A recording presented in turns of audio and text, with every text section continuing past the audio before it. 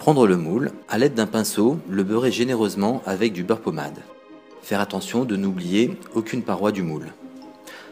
Puis, verser dans le moule un mélange de cacao poudre et de farine. Bien répartir le mélange sur l'intégralité de la surface du moule en le faisant pivoter sur lui-même. Garder le moule de côté, prendre une feuille de papier sulfurisé, puis tamiser ensemble la farine, la levure chimique et le cacao poudre.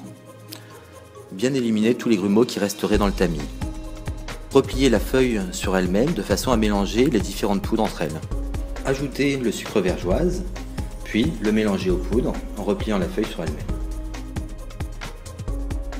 Éliminer les gros blocs de sucre s'il en reste, garder de côté. Prendre un bol, verser le chocolat fondu, puis ajouter l'huile et fouetter jusqu'à ce que le mélange soit homogène. Ajouter le lait tout en continuant de fouetter. Casser l'œuf, fouetter jusqu'à ce que l'œuf soit bien réparti dans la masse, ajouter la moitié de la farine, fouetter, ajouter la moitié de l'eau et continuer de fouetter. Ajouter la deuxième moitié de la farine, fouetter jusqu'à ce que le mélange devienne homogène, puis ajouter le restant de l'eau et refouetter. L'appareil à gâteau est prêt. Reprendre le moule, verser la préparation en faisant attention de ne pas heurter les parois.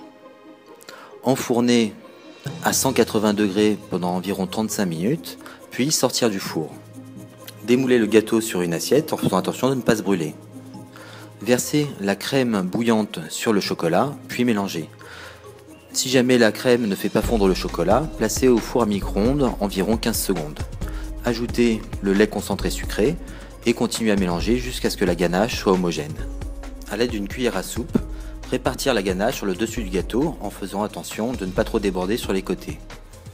Répartir la ganache en la laissant légèrement tomber sur les côtés et légèrement taper l'assiette sur la table pour que la ganache descende légèrement sur les côtés du gâteau.